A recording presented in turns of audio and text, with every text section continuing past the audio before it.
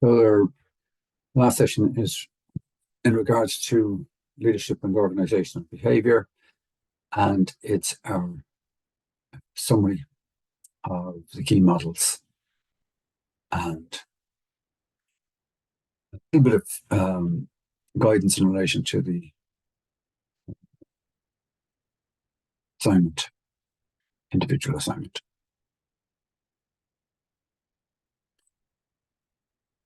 So the housekeeping issue is just that the journal is open on BB, and if you want to submit 200 words to get some guidance on how you're going to tackle the individual assignment, that would be great. A lot of people have found it useful. We'll review some of the main models of the module. We'll make some comments on the individual assignment and guidance in respect of that, and close. So when we talk about organizational behavior, we are talking about any behavior. It's a very broad idea. Any behavior of individuals and groups in an organization context. And to put some flesh on that, I tend to look back to old pictures of organizations in the early part of the Industrial Revolution. And what tended to happen, obviously, is that people were called in from the fields. Peasant workers were called in towards urban centres, and they were socialized in a way into organizational life. And of course, this wasn't natural to them. So individuals had to be reoriented in a large way to make them fit for work. So that kind of hasn't gone away. When you join a new organization, it's quite strange to you. And even though we're easier now to mold in a way by employers, because we know what technology is, and we tend to know what keeping appointments is and getting up in the morning and arriving. So we're an awful lot more advantageous to employers than the workers of 150 years ago. But still, there's a huge amount of molding that has to go on in organizations to ensure that hundreds, thousands, tens of thousands of workers act in terms of the efficient goals and the effective goals of the organization. And the main thing that a study of OB gives you is it gives you the impression that the study of OB has focused on the interests of the organizations more so than the interests of the individuals. So the interests of the organizations are around effectiveness and efficiency. And although a lot of OB literature focuses on human behavior and the individual and teams, it does so with a view to making the organization more efficient. And that is kind of an undeniable thrust of the literature and of what OB is. And I suppose to some degree it would have to be, because organizations, we need the knowledge of how to work with a wide variety of organizations. Organizations are hugely different, and they go in many different directions. And even within organizations, there are huge differences of how people and sections and units and teams of it want to take it and want to get out of it. So understanding how to control all this chaos and mayhem is a real part of what organizational behavior is about. And when we look at a light map of the world, we can see that behind the setting of all this is a move towards urbanization over the last 150 years, where people moved from agrarian, agricultural type of existences into more urban type of situations. And those individuals had to be accommodated in the new employment. And at the same time, in creating these new urban centres, we changed the context for individuals, and individuals began to change the way they behaved. And when we gather all these people together into these urban centres and into these employment centres, in the managerial group, we become much more than just merely managers and the giver of instructions. We become people who have to understand that individuals in our groups are undergoing transformations in their lives. They're on a journey. Many of them may be away from home. We've got an awful lot of things to consider, as well as the fact that they have hopes and dreams that they will want to achieve in our organization.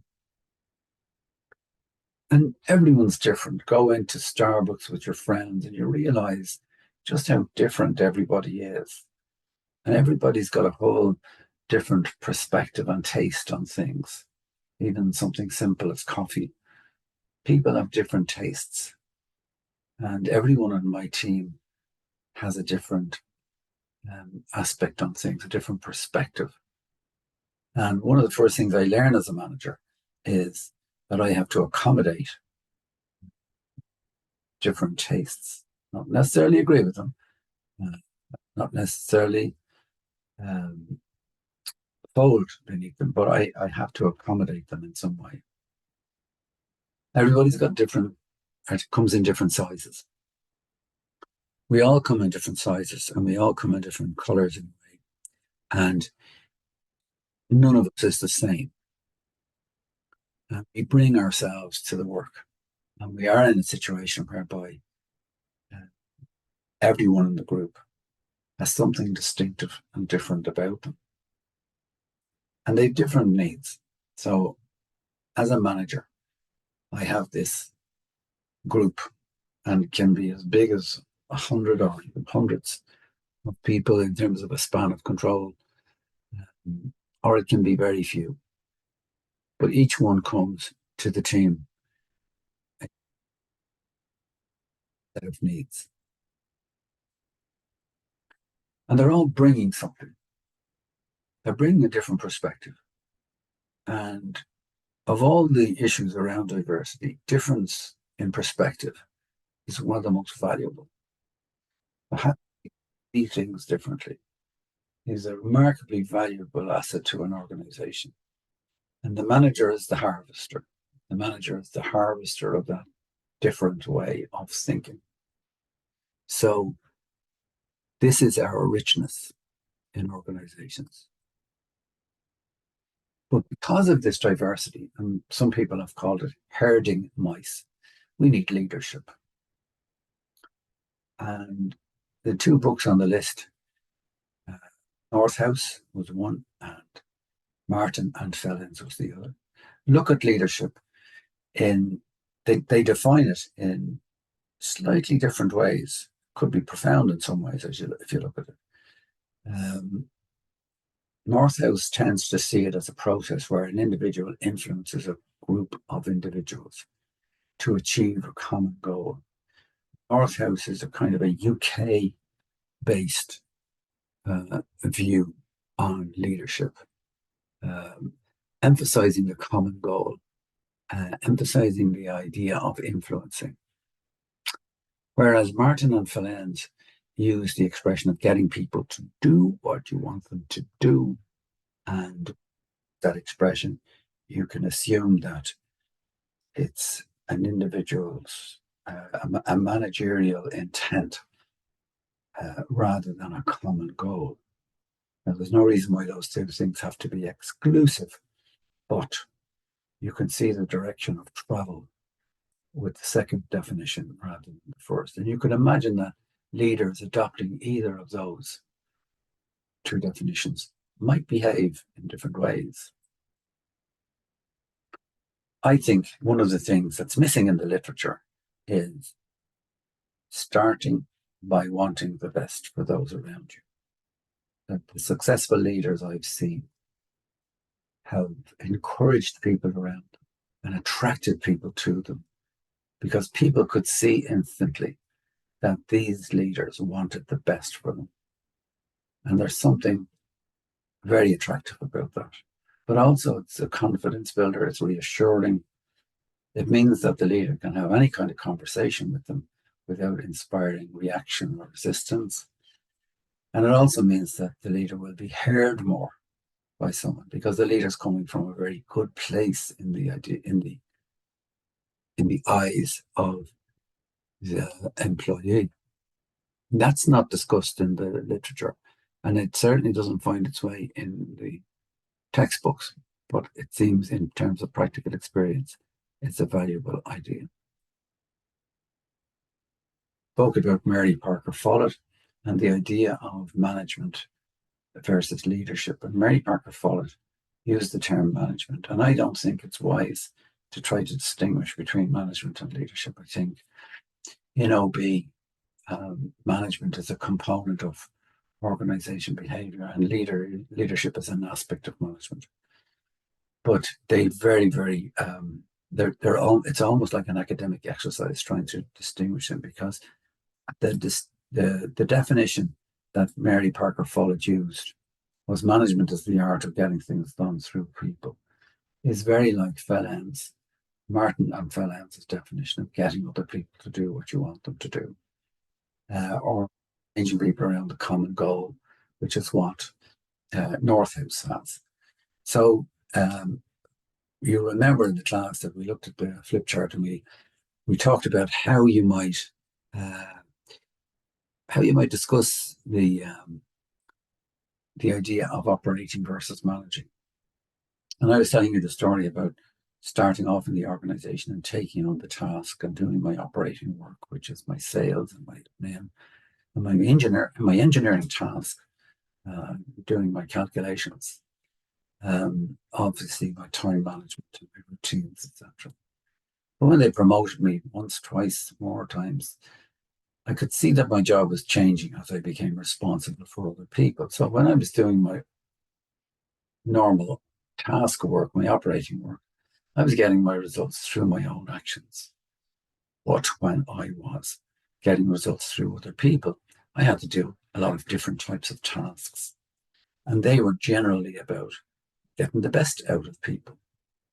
And as I advanced in the organization, that was nearly all of my work. Whereas when I was a frontline team leader, it was an important part of my work, but it was only a part of my work. It was probably a smaller part of my work at the time. And why do people manage poorly? People often manage poorly because they can't make that step. They're very good at the operating. They are promoted because they're operating. Their operating was very good, but they never made the step. And that's one of our challenges, is making that step and seeing the balance. What's the balance? And how to get that balance right.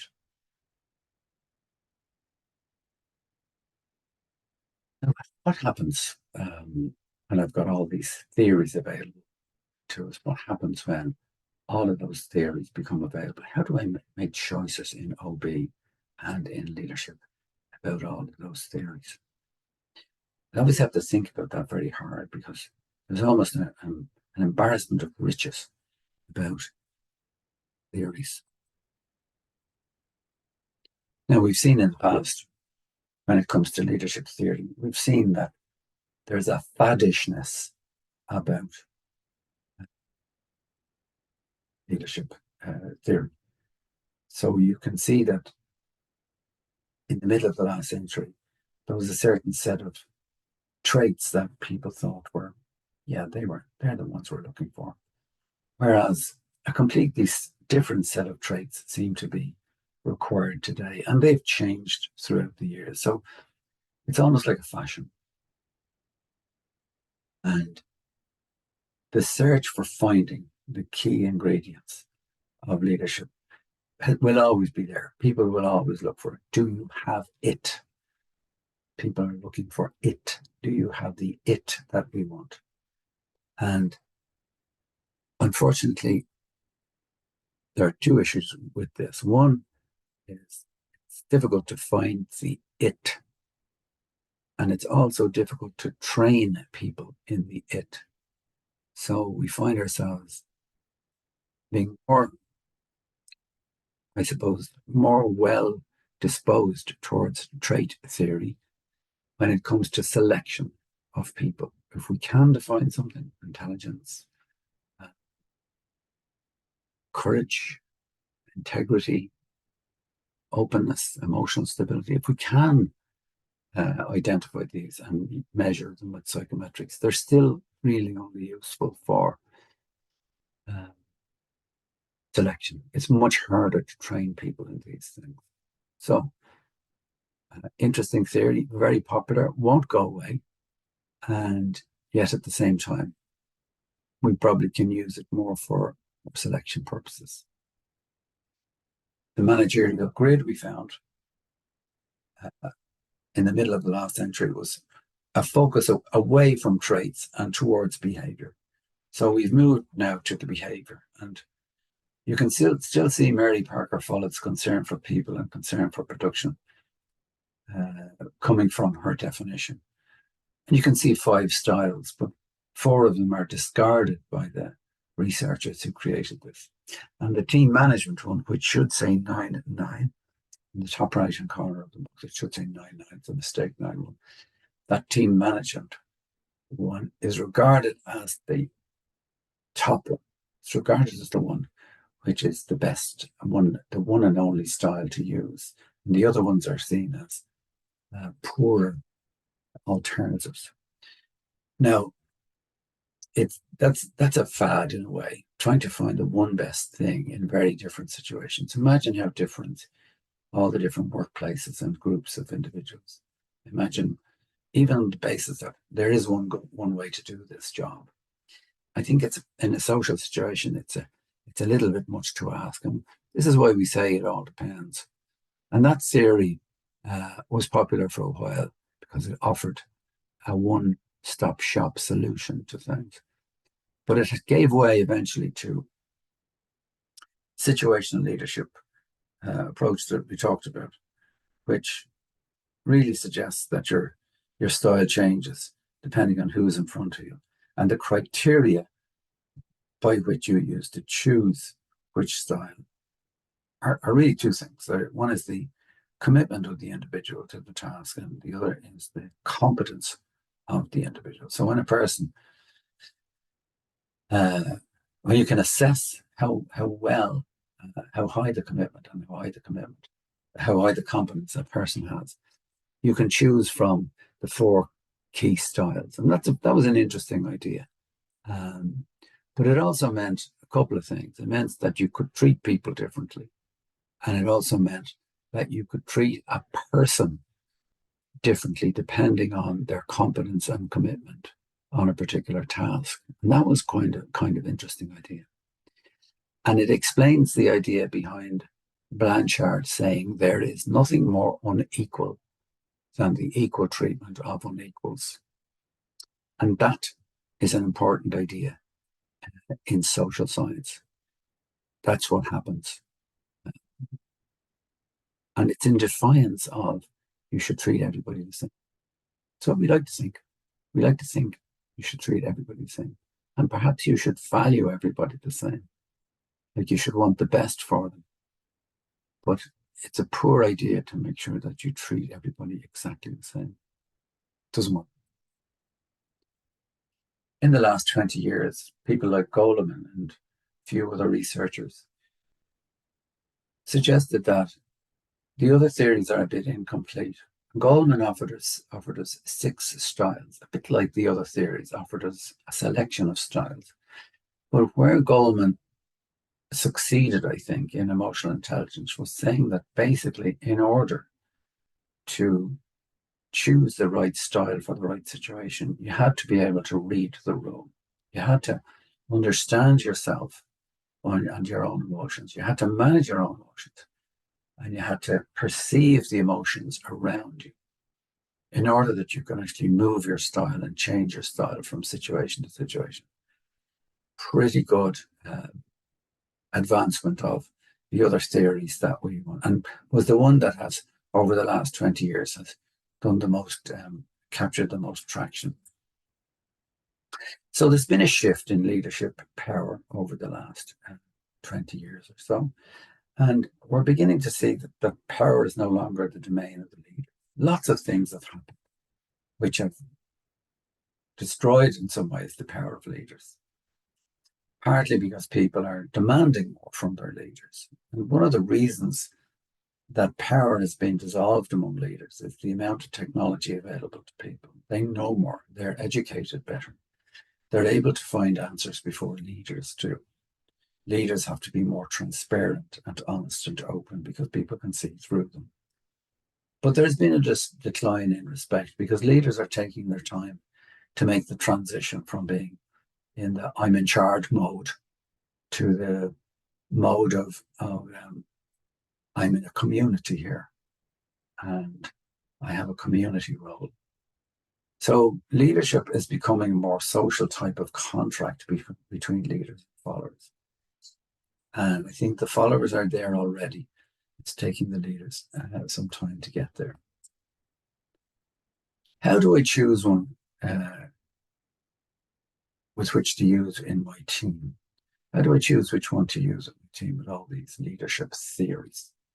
And I think the answer lies by continuing as you mean, starting as you mean to continue, and by negotiating the style. Like if I find myself in a different culture, let's say, for example, a paternalistic managerial style, maybe for an Indian type of organization, I would have to negotiate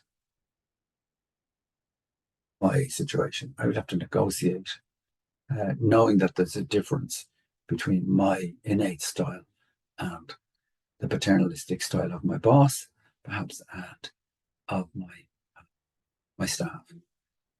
And it's out of that I could weave something which is appropriate to the local situation. If I go to an individualistic situation in the United States, a more individualistic type of culture, I would have to renegotiate with the group how I perceive things and negotiate a contract as to how we can manage.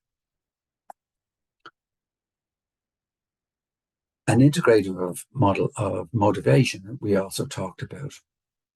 The key spine of this motivation model is that people will put the effort in if they feel it will lead towards performance, and if they think that performance will lead to outcomes, and if those outcomes lead to their satisfaction. So that's the spine of it. So as a manager, what I'm thinking about is I want them to be able to say yes to the first question. Will I put the effort in? I will put the effort in if I can do it. Can I do it? And I want them to say yes. So I'm going to set goals. I'm going to give them lots of feedback on their performance. And I'm going to select people for ability. And I'm going to give them lots of training and give them lots of resources because I want them to be able to say, can I do it? Yes. The second one is, if I do it, will it lead to outcomes, such as things like rewards or punishments or whatever? And I want them to say yes. I want them to say, if I perform, yep, it'll come out. The result will come out. How do I do that? Well, I do it by making sure I'm a first responder on performance. So the minute I see performance, I respond. It's good performance, it's some kind of reward. If it's not so good performance that I don't like, it's a kind of a, let's have a talk about this moment. The next part is, will the outcomes lead to something that, will the outcomes be something that I like and I'm happy about? Well, a couple of things here. I need to be aware of the personal expectations of the individual. That's equity theory. And I need them to know which comparison group they're using. So what are they expecting from me? And when I think about this, I often think the first group that they're comparing with is their own group. So everyone in the group wants a bit of fairness and they want a bit of equity. Note we don't say equality. People want equity in the sense that there's some kind of rationale for the way you've actually treated me in this particular situation. Everybody doesn't have to get the same, but there has to be a rationale behind it that I can say there's a bit of justice here. There's justice in this. Now, the other part is the personal needs, the salience, the personal needs of individuals. Am I aware of what the individuals want? And am I aware of the words that I use to motivate people? Are they the kind that people want? Or is there a big gap between what rewards I'm giving them and their actual personal needs? So this is how the integrated model of motivation works. The idea behind it being, of course, is the spine is I will do it, I will put the effort in if I think I can perform, if I think I can do it, and if I think it will lead to some outcomes, and if I like those outcomes. And that's generally the way the motivation of individuals work. The conflict instrument is important from the perspective of that whenever someone gets in my way, stops me from getting what I want, I get conflicted. And I usually have a default approach to that. Sometimes we don't control that very well. And we have to start thinking about what's the best approach to conflict. So how do I make a judgment as to the best response to conflict when I'm very frustrated about something? And of course, the two main things that we've looked at generally found in the model. So the two main criteria I always use is get the right response style. Is what's the relationship? What's my relationship with this person that I'm in conflict with? And the second question is, what's the issue that that we're actually in conflict over? And if you can lay those out, you can generally find what the response might be. When I have got somebody very important that I'm in conflict with, I will tend to try to prioritize that relationship. There's no point in me trying to be dominant over someone that I'm going to be engaged with for the rest of my life, or very importantly in a business relationship. So I have to think about that. I don't want to be walked on. And I don't have all day to collaborate on every single piece of conflict that emerges, because I just wouldn't have the time to have a collaborative result for every piece of conflict.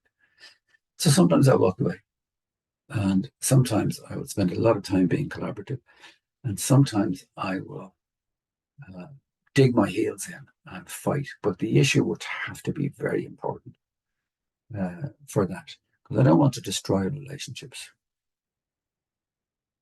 Talked a lot about power, and power is by French and Raven, and power, well, according to these guys, rest in 6 resources, 6 bases of social power. Referent power is getting people to like you. Either you're good looking or you have a great personality, and people love being in your company. And behind that, you trade on this. So people want to be around you. They'll do things for you to make sure that they can stay around you. Expertise in important stuff is very, very important. So gaining expertise around rare stuff. Just a simple idea. You made presentations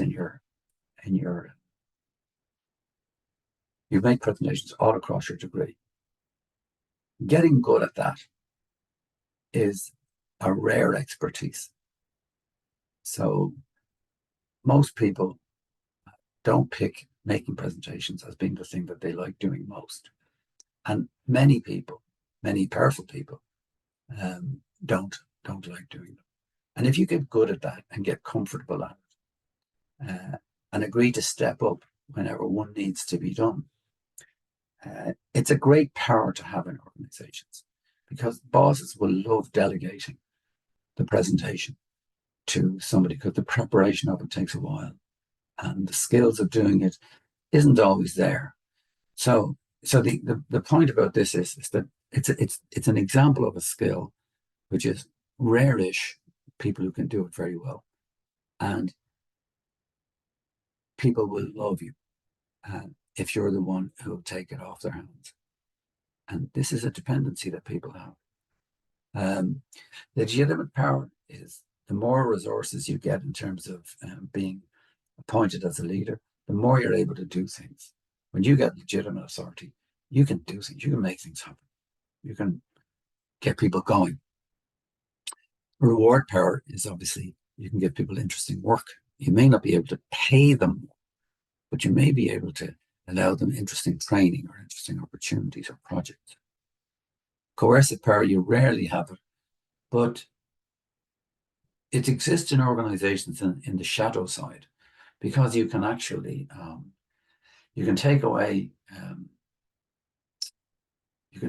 your attention from people who displease you, or you can threaten, even better, you can threaten to take away your attention from people who might otherwise displease you, and it's a negative consequence. So in other words, best unused. It's best unused because it's better to have the threat of something than to actually, once you exercise the threat, it's lost its power. But if you carry the ability to withdraw something from people, that's often powerful and never even needs to be discussed. And information. Obviously, if you're in control of information, you can share it with people and not with others. And people can find you attractive if you've got lots of. So having friends, being in very good relationship terms with lots of people who actually have lots of information, you can gather these resources and harvest them. And the issue behind this, obviously, comes out in Grace and Landon, the debate about Grace and Landon. And the idea behind here is you manage your boss by understanding which part of the career that your boss is at, and what's your boss's needs and expectations, and what's your boss' attitude towards you, and where you are at in your career, and therefore what are your needs and your expectations, and sitting down and negotiating your dependencies and your boss's dependencies, and seeing where you can, in a transparent way, come to a great solution. And Cotter's article on power dependence and effective management is a great starting point in this endeavor. Fisher and Urey in 1986, they wrote Getting to Yes, and that's one of the most important books in terms of showing that there are really two types of negotiation. One, a less effective one, called distributive negotiation, sees negotiation as a pie or a cake that two individuals are trying to slice and divide up between them. Fisher and Urey studied excellent negotiators and found that excellent negotiators do not see their negotiations in those terms. They see them in a different way. They see them in a principled way. One of the things they do is they separate people from the problem. They don't get angry. Great negotiators do not get angry in negotiations, not like Hollywood. They separate the people from the problem. They focus on interests, not positions. And I have a question on the slide there which says, what's the difference between interests and positions? And interests and positions comes out when you're negotiating a new job and someone is making you an offer. You could get hung up on the position in terms of salary, a position in terms of salary. You could do that, and that becomes the thing whereby it becomes a distributive deal. You pay me more, you get less, I get more. But when you start to talk about a wider mix of things, so for example, you start to talk about a budget for my development, or a salary review after 6 months, or health benefits, you start to broaden out the package so that it becomes much more easy to focus on your interests, which are advancing yourself, rather than just positions, which are individual things. So putting a package together is a really important skill in negotiations. In this, you invent options for mutual gain. So things like give me a development package and I will give you X, X, X, and Y, Y, Y more value in 2 years' time. Give us a salary review and incentivize me into better performance each year is a good way of having mutual gain. And in all of these things, insisting on objective criteria rather than just fluffy words. Culture is the way we do things around here, but it's more. And the great Canadian Edgar Schein talked about a model of culture where he described culture as the amount of learning that an organization achieves over a longish period of time when it draws and reflects on experiences of its triumphs and disasters. So it's the amount of learning that it gets from all its experiences that come to be taken as read, that comes to be taken as assumptions. So the assumptions are rarely discussed. They are taken for granted. They are the way the world works according to this company. And they lead to values. So they lead to the values that the company puts on the wall about its customers, about its clients, about its service expectations, about the way you treat people. And that leads to artifacts. It's the outside skin on the onion that you can actually see. You can't really see the assumptions, but you can certainly see the artifacts, which tend to be the general behaviors of people in the firm. The look of the company, its livery, its buildings, its physical furniture, its paperwork, it's the way meetings are controlled. And all of these things are very visible. And looking at them, you can begin to, they're not that decipherable, but if you look at them long enough, you can begin to see why the organization is actually just looks like that, because it emanates out of the assumptions that you make. How do you change culture? Well, I suppose one of the most important ways you change culture is by outside in. It's almost impossible to change assumptions by going directly there, because people are not always aware that the assumptions exist. But if you start changing behavior, the outside skin, a new leader takes over, which is often the necessity. A new leader is him or herself, is an artifact. And they pick the person that they think will reflect either the organization they have or the organization they want. If they want a new organization, they usually pick a very different leader. And that leader changes behavior by demanding a change in behavior from everybody. And gradually, the values change and the assumptions change. And that's the way you change behavior. We had an elective time, we spent some time on an elective where we discussed how you deal with people, and we talked about praise and reprimand.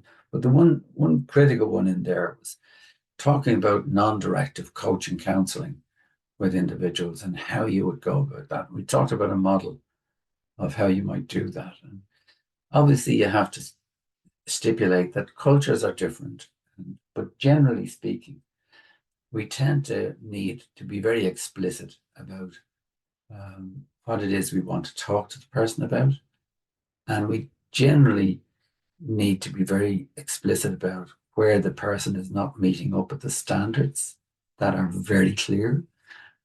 And we generally have to start off by asking them, what's up? And it's a natural justice to that. And then basically we really should shut up and listen, attend as much as possible. And then as we hear more, we can reflect and we can explore and we can summarize what it is the individual is saying about why the performance is as it is. And then we can help them generate options for the future as to how they're going to tidy up their act. And then we seek a commitment from them. And that's usually an effective way of doing it. So we can adjust these things for local tastes and legislation, but generally speaking, that's the way we can make things happen. So that was our elective day. In terms of the individual assignment, I think there are a couple of points important about that. One of the things is to read the brief carefully.